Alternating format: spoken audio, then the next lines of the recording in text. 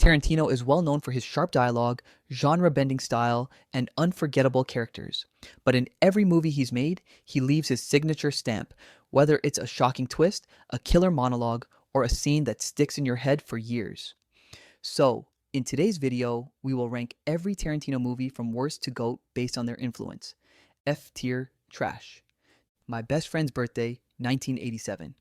Every Tarantino ranking has to start somewhere, and unfortunately, this is where we hit rock bottom. My Best Friend's Birthday is Tarantino's earliest known film project, made long before the sharp suits, the foot shots, or the explosive dialogue that would define his career.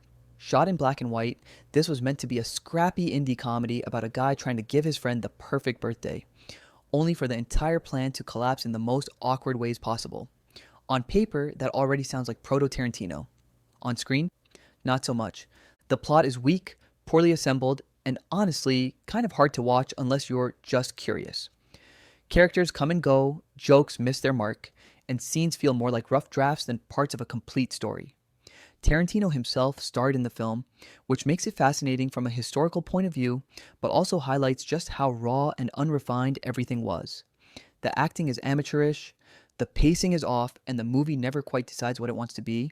And then there's the infamous lab fire.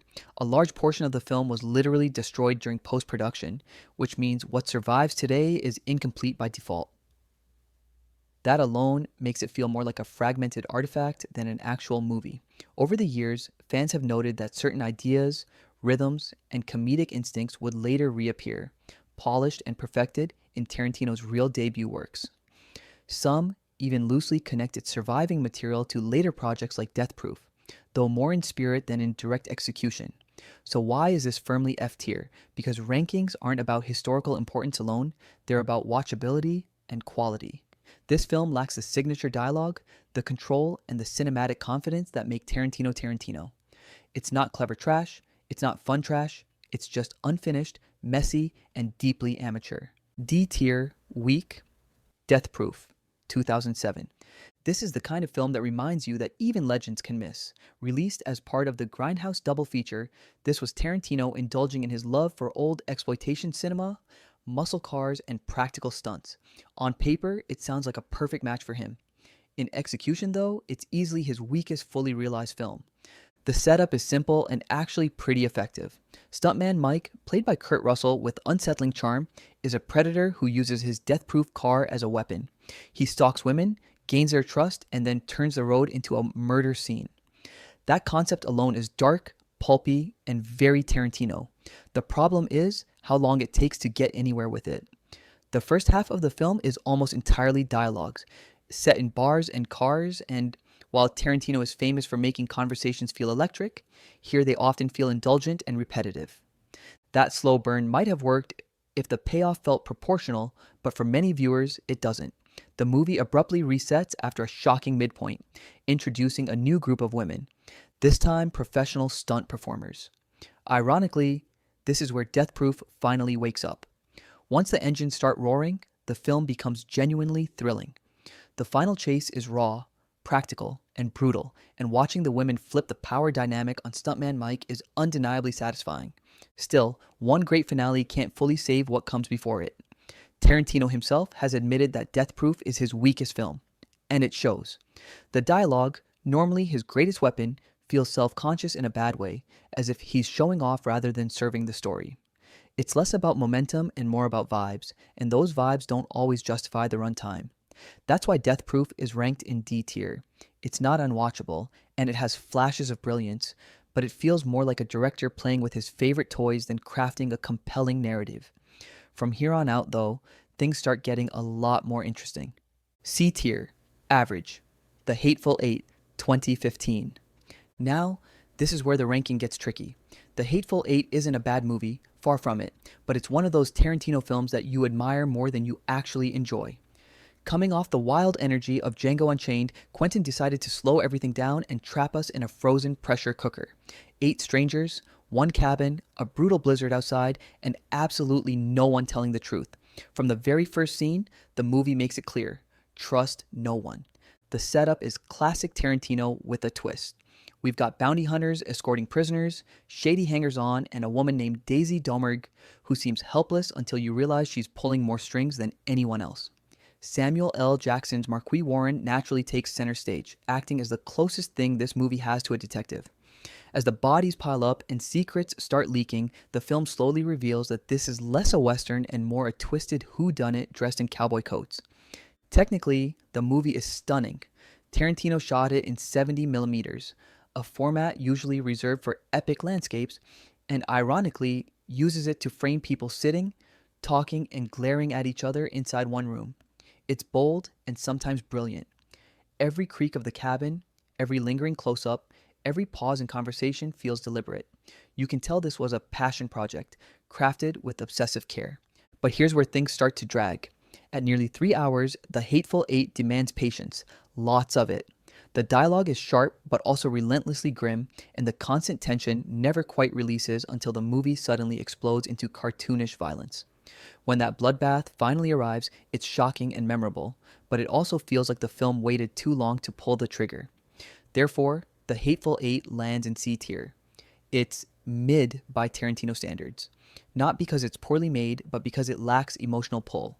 There's no character you truly root for, no arc that hits you in the chest. It's cold, cynical, and intentionally mean. Impressive? Absolutely. Rewatchable? Not as much. B tier? Good. Jackie Brown, 1997. After the icy cruelty of The Hateful Eight, Jackie Brown feels like Tarantino exhaling. This is his most mature, grounded film, a crime story that doesn't rush, doesn't shout, and doesn't rely on explosive violence to keep your attention.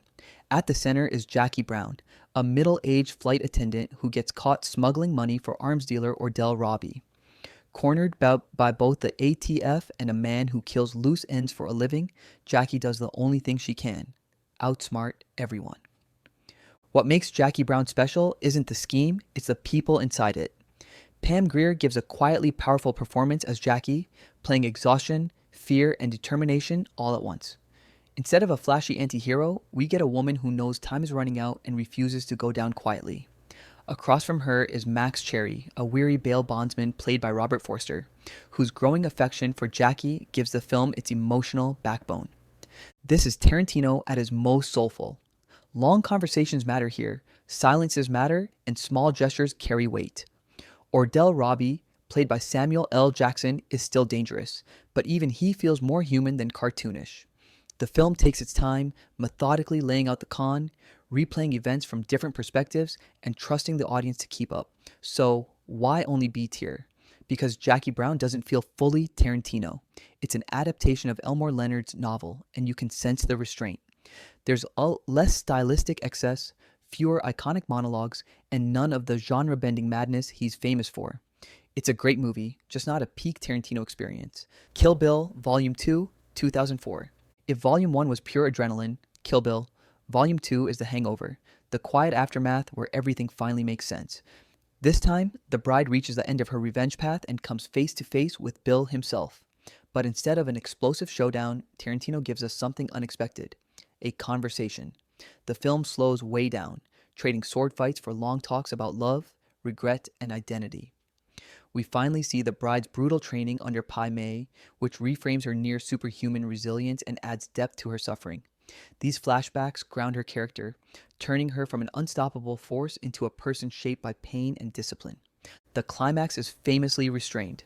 The bride meets her daughter, alive, and suddenly, revenge isn't the point anymore.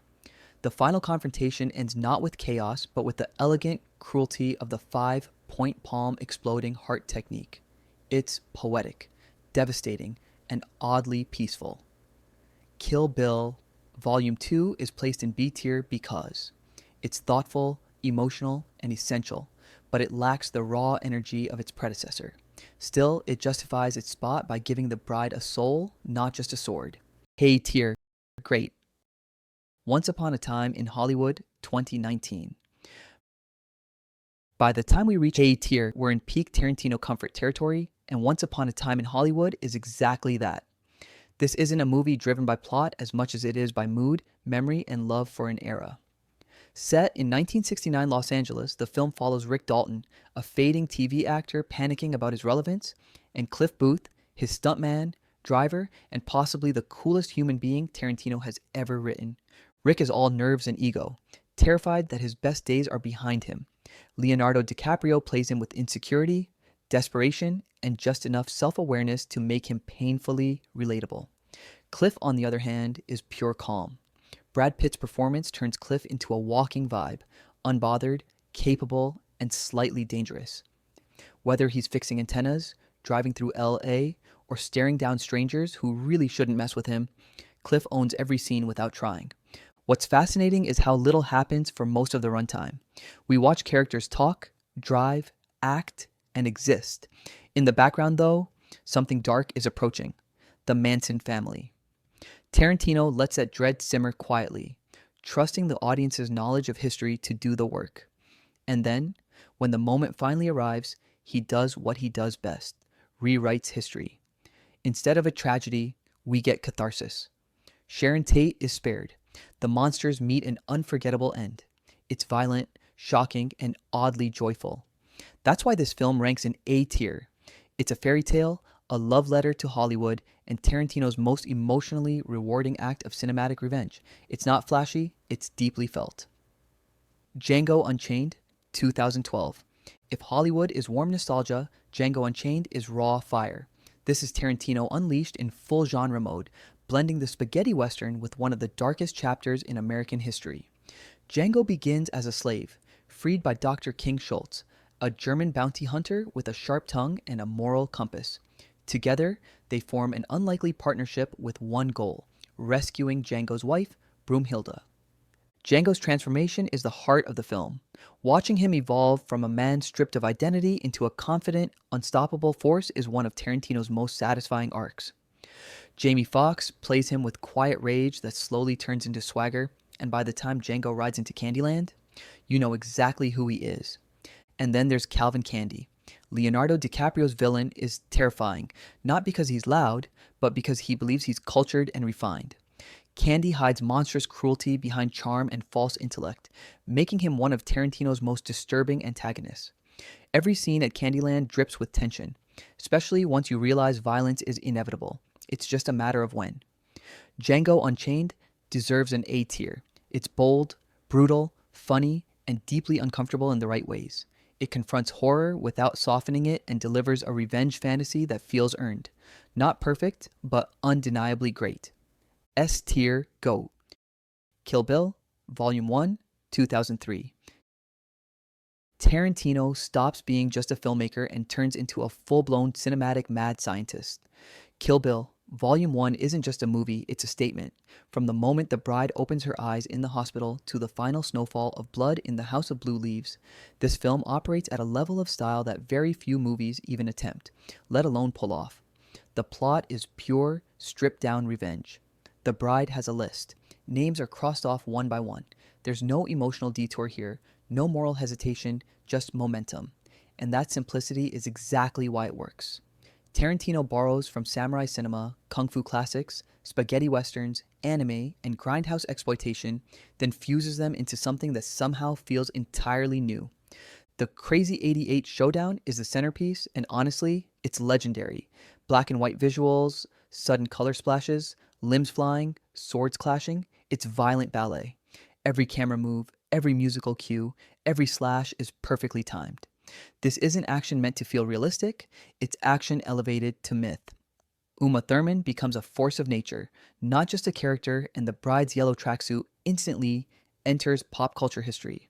What pushes Volume 1 into S tier isn't just how cool it looks, it's how confident it is. Tarantino knows exactly what kind of movie he's making and commits with zero hesitation. There's no filler, no wasted energy, just relentless forward motion powered by pure cinematic joy. This is Tarantino at the absolute peak of his visual power. It's stylish without being empty, brutal without being dull, and iconic in ways that few films ever achieve. If Kill Bill Volume 1 comes on, you don't watch it casually. You lock in. That's GOAT status. Pulp Fiction, 1994. At the very top, Pulp Fiction stands as one of Tarantino's crowning achievements. This isn't just a movie, it's a masterclass in storytelling. Instead of following a straightforward plot, Tarantino fractures the narrative, weaving together intersecting lives, hitmen talking about burgers, a boxer making one terrible decision, and a gangster's wife who flirts with danger. What makes it revolutionary isn't just the non-linear structure, it's the writing. Every line of dialogue reveals character, builds tension, or does both at once. Jules's philosophical musings, Vincent's casual menace, and Mia Wallace's hypnotic cool aren't just performances, they feel alive, real, and unforgettable. And then there's the balance. Pulp Fiction can make you laugh at small, mundane conversations one second and leave you gripping your seat the next. Despite the chaos, the film lands on something rare for Tarantino, a sense of redemption. It's messy, stylish, endlessly quotable, and somehow perfect. A film that keeps you coming back no matter how many times you've seen it. Inglourious Basterds, 2009. If Pulp Fiction is clever and chaotic, Inglourious Basterds is bold and unrelenting. This is a war movie fueled as much by dialogue as by bullets. From the tense farmhouse opening to the explosive theater finale, every scene is charged with suspense, making you hold your breath while wondering what will happen next. Christoph Waltz's Hans Landa is unforgettable, a villain who is charming, intelligent, and terrifying all at once. The tension comes from the writing as much as the action, with every conversation layered with threat, cunning, and dark humor. Tarantino once again rewrites history here, not for shock value, but for catharsis. The Nazis don't just lose, they are humiliated, hunted, and destroyed in one of the most satisfying cinematic payoffs ever. Every detail is deliberate. The pacing, the dialogue, and the build-up to the finale all serve the story perfectly. Inglourious Basterds isn't just a revenge fantasy, it's a brilliant, unforgettable showcase of Tarantino at his absolute best. So, there you have every Tarantino movie, ranked, roasted, and glorified in equal measure. So, which Tarantino flick do you think deserves the crown? Let us know your thoughts in the comments. If you love this ranking, smash that like button, subscribe for more videos, and hit the bell so you never miss a wild take.